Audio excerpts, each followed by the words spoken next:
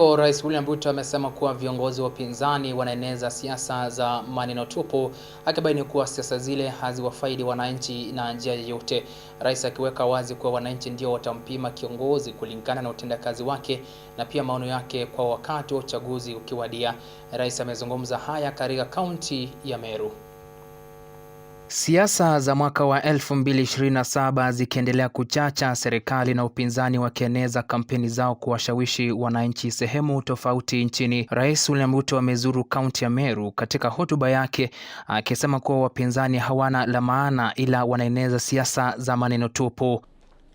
Unajua, Waswahili wanasema debe tupu haliachi kutika. Ukiona mtu wako na kelele mingi ni kwa sababu ni debe tupu, hakuna kitu ndani. Sio kama mnanielewa? Hawa watu mnaona wakizunguka na makelele, ukiwauliza vile watoto wetu watasoma hawajui. Ukiwauliza vile maji itapatikana hapa hawana mpango. Ukiwaambia vile tutakuwa na stima ya kutosha, they don't know. Ukiwauliza vile matibabu itakuwa Kenya hawajui, na ndio mnasikia kelele yao ni mingi. Rais akiweka wazi kuwa kila kiongozi atachaguliwa kwa kazi aliyofanya, kwani wananchi wanauelewa wa kutosha. Lakini mimi nimewauliza macho kwa macho hawa watu ambao wanapiga kelele. Nimewauliza hawa wananchi ni watu wako na akili. Mimi naamini kila kiongozi anachaguliwa kwa ile kazi amefanya, kwa ile maono ako nayo. Ni kweli ama si kweli? Yes. Kwa hivyo nyinyi kama wananchi mtafanya mtihani ya kila kiongozi mwaka ujao. Kila kiongozi apimwe na kazi yake.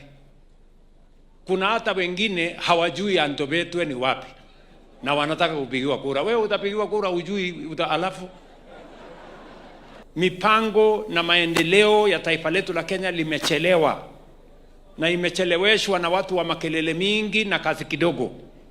Aidha, viongozi kutoka maeneo hayo wamesema kuwa kwa muda sasa wametumiwa vibaya na jamii zingine mlimani, lakini wakati wao uongozini wanatengwa, wakisema sasa hivi wapo tayari kujitenga na kujisimamia. Kwamba sisi wa Meru tumetawaliwa vibaya na wakoloni wa Afrika ngozi nyeusi.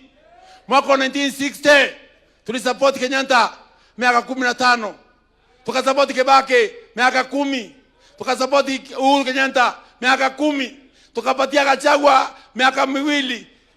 Hatukusema on time. Gachagua uui. Sisi tumeamua kuacha na watu. Tumeamua kuwa na sisi wenyewe. Kijana akiseka anapewa taito ndindi. Sisi tumeseka. Amepigia upato wa miradi yake ya maendeleo na miswada tofauti kwa faidi wananchi.